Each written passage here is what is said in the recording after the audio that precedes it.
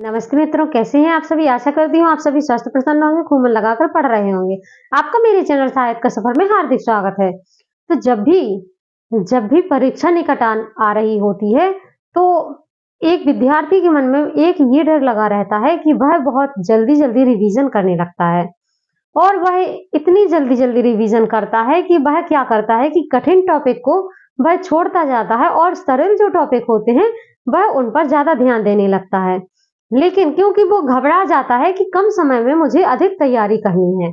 मैं आप सभी को आज इस वीडियो के माध्यम से समझाना चाहूँगी कि आपको जब भी एग्ज़ाम निकट आने दिखे, जब भी आपको लगे कि आपके एग्ज़ाम बहुत निकट आने वाले हैं और आपकी पढ़ाई अभी बहुत कम रह गई है, बाकी रिवीजन हो गया है, बहुत कम पढ़ाई रह गई है, इस प्रकार से आप चाहते हैं कि जल्दी से रिवीजन कर लें और पढ़ाई अपनी सिलेबस अपना पूरा कर दें, तो आप लोगों को इतनी जल्दबाजी नहीं करनी है। आप लोगों से कहना चाहूँगी कि आप जब भी मान लीजिए कि अभी 2024 आने वाला है, नए-नए एग्ज़ाम के लिए फॉर्म डलने वाले हैं और कई वैकेंसियाँ निकलती हैं, तो आपके लिए ये बहुत ही अच्छा सुनहरा अवसर है।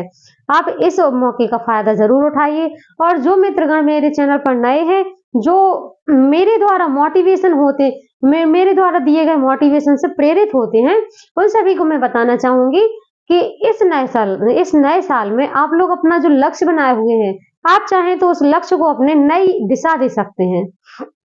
नई दिशा दे सकते हैं और नए तरीके से, नए ढंग से आप अपनी तैयारी शुरू कर सकते हैं।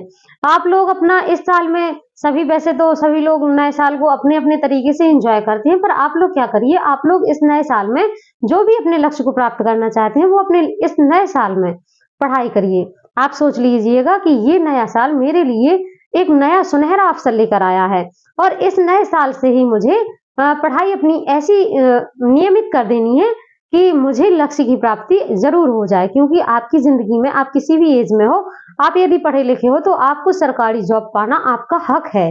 आपको एक सरकारी जॉब मिलनी ही चाहिए।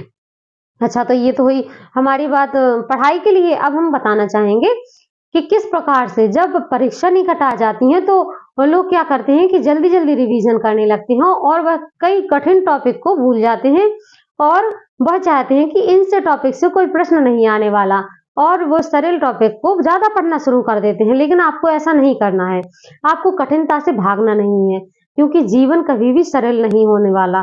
जीवन जैसे ही आगे बढ़ता है, जैसे ही हम छोटे बचपन से लेकर जब बड़े होते हैं, तो जैसे हम बचपन में रहते हैं तो हमारे जीवन में कोई कठिनाइयाँ नहीं होती। लेकिन जब हम बड़े होते जाते हैं, थोड़े बड़े होंगे, फिर थोड़ी-सी कठिनाइयाँ आएँगी, फिर और बड़े होंगे तो थोड़ा-सा प्रेशर बढ़ेगा। फिर जब हम बड़े हो जाते हैं, कॉलेज जाने लगते हैं या कहिए कि घर का कार्यभार सँभालने लगते हैं, तो हमारे जीवन में बहुत ही कठिनाइयाँ आ जाती हैं। और कठिनाइयाँ कभी कम होने वाली नहीं है। इसलिए आप अपनी लाइफ को ऐसा बनाकर रखिए कि आपको कठिनाइयों से बिल्कुल भी डर ना लगे। आप कठिनाइयों से डरिए मत। उनको इस प्रकार से देखिए कि कोई ऐसा अवसर मुझे मिला है जिसमें मैं अपने आप को साबित कर सकूं। तो जब आप यह सोच अपने अंदर ले आएंगे, तो आपको कठिनाइयों से कभी घबराहट नहीं होगी। और इसी प्रकार से यही सोच मैं आपकी उस पढ़ाई में देना चाहती हूँ कि आपको कोई टॉपिक यदि कठिन लग रहा है तो आप उसको बार बार पढ़िए। एक बार में समझ नहीं आ रहा, क्यों समझ में नहीं आ रहा है, आप उसकी जड़ तक जाइए। आप उसको दोबारा से पढ़िए, फिर पढ़िए। जब आप 2 से 3 बार उसको पढ़ेंगे तो वह जरूर समझ में आएगा।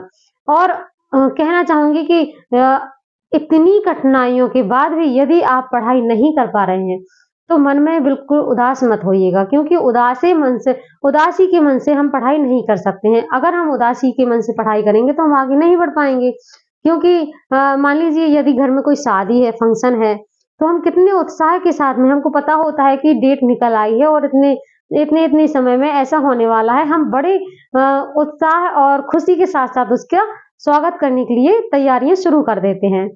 तो आप ऐसे ही, जब आपको पता है कि आपके आगे आने वाले भविष्य में आपके लिए वैकेंसियां निकल आई हैं और आपको एक सुनहरा अवसर मिला है, तो आप अपनी पढ़ाई को सुचारू रूप से रखिए, पढ़ना शुरू कर दीजिए। करने से पहले मैं आपको बताना चाहूंगी कि आप खुशी-खुशी उन कठिनाइयों से बचते हुए आप अपनी पढ़ाई को खुशी-खुशी करिएगा। यदि आप अच्छे मन से पढ़ाई करेंगे तो आपको वह चीज़ें ज़्यादा लंबे समय तक याद रहेंगी। और पढ़ाई में तो इतनी ताकत है कि पढ़ाई से तो ज़िंदगी बदल जाती है, नाम मिलता है। सम्मान मिलता है, हमें पद तो मिलता ही है, हमें सम्मान मिलता है। सबसे बड़ा होता है कि पढ़ाई से हमें सम्मान मिलता है, आत्मनिर्भर बनते हैं लोग।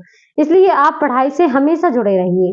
आप यदि लक्ष्य प्राप्त कर चुके हैं, आप यदि किसी जॉब में हैं, तो बहुत अच्छी बात है। यदि आप कहीं नहीं हैं, आप एक स्टूडेंट हैं, तो आप अभी भी निरंतर पढ़ाई करने में लगे रहिए। आप अपने कार्य पथ से बिल्कुल भी मत घबराइएगा, क्योंकि पढ़ाई में वो ताकत है कि जो हमें सम्मान दिलाती है, हमें पद दिलाती है, हमारी सभी वस्तुओं को, सभी जो हमारी उपयोगी वस्तुएं हैं, उनके लिए भी हमारे लिए पढ़ाई ही ज़रूरी है, क्योंकि पढ़ाई के माध्यम से ही तो हम जॉब प्राप्त कर पाएँगे। और जब जॉब प्राप्त हो जाएगी, तो ये आस-पास की जो वस्तुएं हैं, वह हम पैसों के द्वारा खरीद सकते हैं। लेकिन समय को हम पैसे के द्वारा नहीं खरीद सकते। मैं आपको बताऊँगी, वक़्त पर ही वक़्त को याद रखना चाहिए, क्योंकि ये वक़्त कब निकल जाए, ये वक़्त भी नहीं बता सकता। ये वक़्त की बात है कि वक़्त कब निकल जाता है, ये वक़्त को भी पता नहीं होता, और वक़्त कब आएगा, कब किसका कैसा आता है, ये वक़्त ही बता पाता है। इसलिए आप इस वक़्त को हमेशा अपने कंट्रोल में रखिए। सभी मित्रों से एक बार फिर से कहना चाहूँगी कि जो मित्र भी मेरे चैनल पर नए हैं, वह मेरे चैनल को लाइक, सब्सक्राइब करके रखें। आपको एक एग्ज़ाम्पल देना चाहूँगी, यदि आप स्कूल कॉलेज जाते हैं, तो आप उस समय मान लीजिए कि आपको स्कूल जाना है या कॉलेज जाना है, आपको पता है कि मुझे इतने समय पर वहाँ पर पहुँचना ही है। तो जब आप वहाँ पर पहुँचने के लिए उस फिक्स समय को याद रखते हैं, तो आप पढ़ाई करने के लिए अपना एक नियमित समय बनाइए, एक नियमित टाइम टेबल सेट कर लीजिए कि मुझे इस समय ये टॉपिक याद करना है। क्योंकि जब आप कहीं जा रहे होते हैं, तो आपको कोई मोटिवेशन करने वाला नहीं होता है। कि आपके अंदर से खुद मोटिवेशन आता है कि हाँ, मुझे वो काम करना है, मुझे वहाँ पर जाना है, क्योंकि यदि मैं वहाँ पर नहीं पहुँचूँगी, मान लीजिए कोई किसी ऑफ़िस में कार्य कर रहा है, किसी प्राइवेट बिज़नेस में है या कुछ भी है, तो उसे डर रहता है कि यदि मैं समय पर वहाँ नहीं पहुँचा, तो हो सकता है मेरी सैलरी भी कट कर ले या फिर मेरी बेइज़्ज़ती हो जाए। तो इसी बातों को आप ध्यान में रखकर यदि पढ़ाई करेंगे, तो आपकी पढ़ाई बहुत ही बेहतरीन ढंग से हो पाएगी। कहते हैं ना कि गिरने के बाद ही लोग संभलते हैं, तो अभी भी मौका है मित्रों, आप भी संभल जाइए और अपनी पढ़ाई को सुचारू रूप से रखिएगा।